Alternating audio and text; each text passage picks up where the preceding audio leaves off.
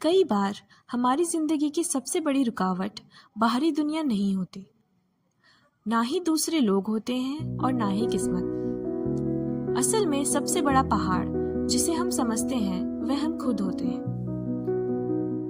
पहाड़ आपका रास्ता नहीं रोकता, बल्कि वही आपका रास्ता होता है। यही संदेश ब्रियाना वीस्ट अपनी किताब द माउंटेन इज यू में दे रही है। तो आज मैं ब्रियाना वीस्ट की पुस्तक द माउंटेन इज यू का सारांश बताऊंगी। इस पुस्तक के अध्याय 1 में पहाड़ क्या है इस पे चर्चा की गई है।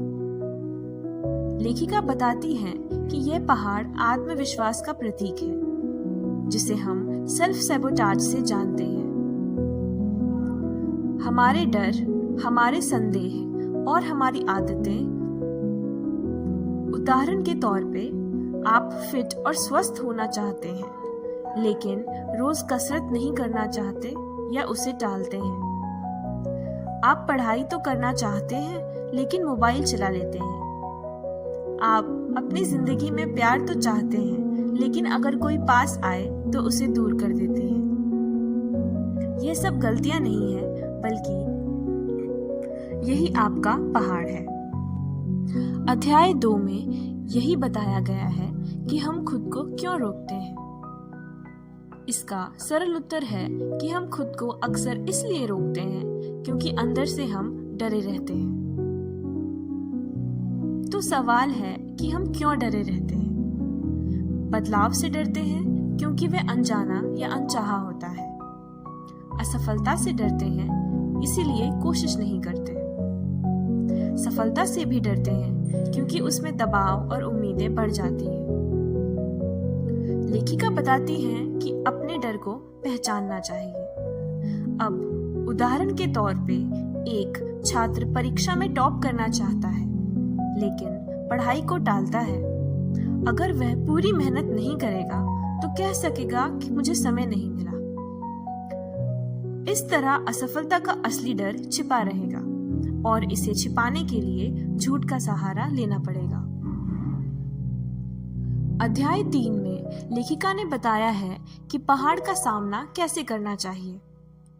इसका पहला कदम है जागरूकता। जब भी खुद को रोकते पाएं या ऐसा लगे कि हमारे सामने पहाड़ है, तो खुद से पूछें कि मैं किस बात से डर रहा हूं, मैं किस दर्द से भाग रहा हूं।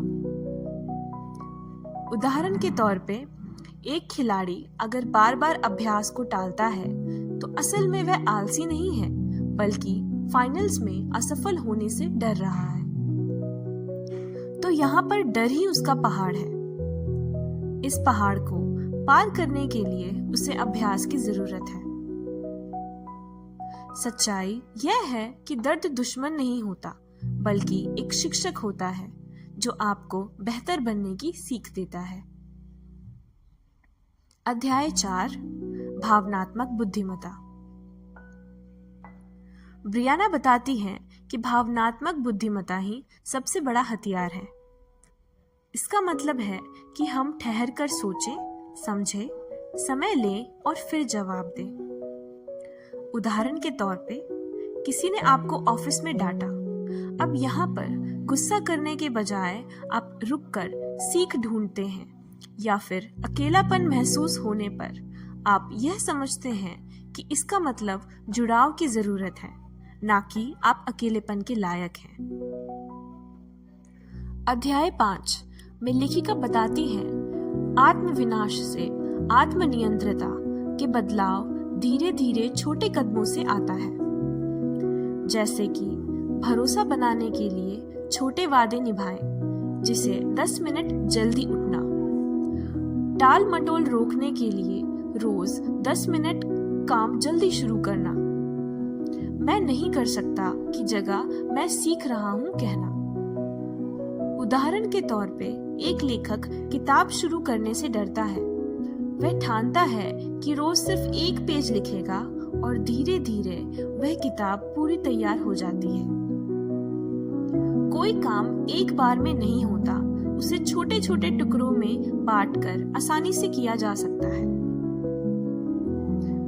अंतिम अध्याय में लेखिका मनोबल बढ़ाते हुए कहती हैं कि हमारे लक्ष्य पहाड़ को जीतना नहीं बल्कि खुद को पहाड़ बन जाना है। तभी आपकी मुश्किलें आपकी ताकत बनेंगी, आपका दर्द आपकी समझ और आपकी हार आपकी नींव बनेगी। उदाहरण के लिए, एक इंसान जो कभी मंच पर बोलने से डरता था, धीरे धीरे अभ्यास करके आत्मविश्वासी वक्ता बन जाता है और उसका डर ही उसकी ताकत बन जाती है।